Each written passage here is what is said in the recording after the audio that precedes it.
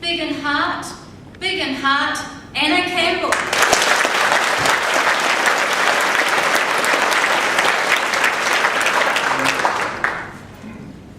Madam Chairman, ladies and gentlemen, I was always ravenous after school and would raid the pantry.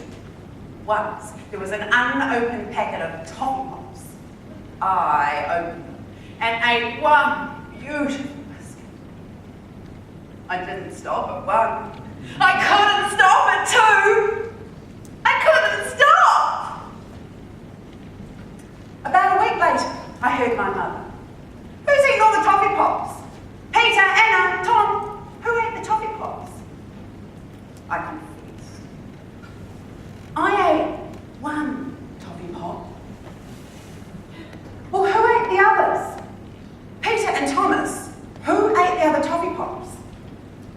Peter and Thomas, why can't you be more honest? Like your sister. Poor Peter and Tom. They didn't stand a chance. But interestingly, I remember that little incident a lot better than either of those two. And that got me thinking about the path that we take in life and the choices we make along the way. I had taken the selfish path. Think of Sir Edmund Hillary, our great New Zealand hero. He said, each of us has his own path, of that I am sure. Some paths will be spectacular, and others peaceful and quiet. Who is to say which is the more important? Sir Edmund Hillary certainly had a spectacular life path. Not only was he the first person in the world to climb Mount Everest, but he spent his lifetime helping the Nepalese, building schools, building hospitals, building entire communities. The Nepalese knew him as Bara Sahib, which means big and hard. Not all of us will climb a mountain, but we can all be a Bara Sahib, big and hard. My Auntie Roma is a woman who is big and hard. She is a woman with energy. When she talks, the words come out of her mouth so fast, heaven help her if she ever needs false teeth.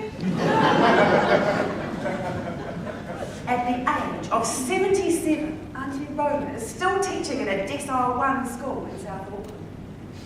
One year at her school, there was an influx of Indian students, and the girls in particular were struggling to fit in. In the playground, they were teased relentlessly. Yah! You smell of curry! Auntie Roma decided to do something about it. She went with the head teacher. Next year I want more Indian girls in my classroom. Why? What are you going to do with them? I don't know yet. During the school holidays, Auntie Roma took Indian dancing lessons.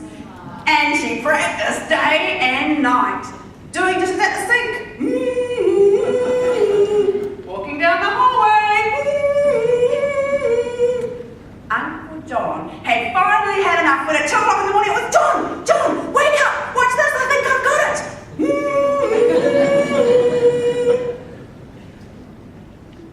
Back in the classroom, she drew all the curtains and gave the girls secret lessons.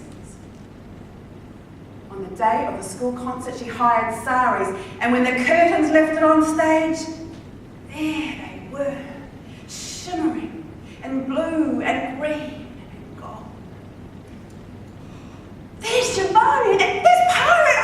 Oh, that's Mrs. Smith! Mrs. Smith and the girls danced and danced, and every single girl on that stage held her head high, and those heads stayed high. Back in the classroom, back in the playground, and back in their community. Auntie Roma is always looking for ways to give, but the ways she gives are not always the obvious way. The way she gives always leaves people with their pride and dignity. Another year at her school, there was a girl, Sophie, queen of the classroom, full of fun, full of laughter, and full of mischief. Sophie was in a car accident. She sustained horrific facial injuries. For weeks, she underwent operations and skin grafts.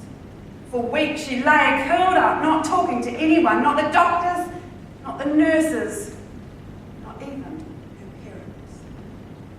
Her parents were desperate. Mrs. Smith, will you come and see our daughter? I will, and I will bring some children. No children, that would be too much. I will bring the right children.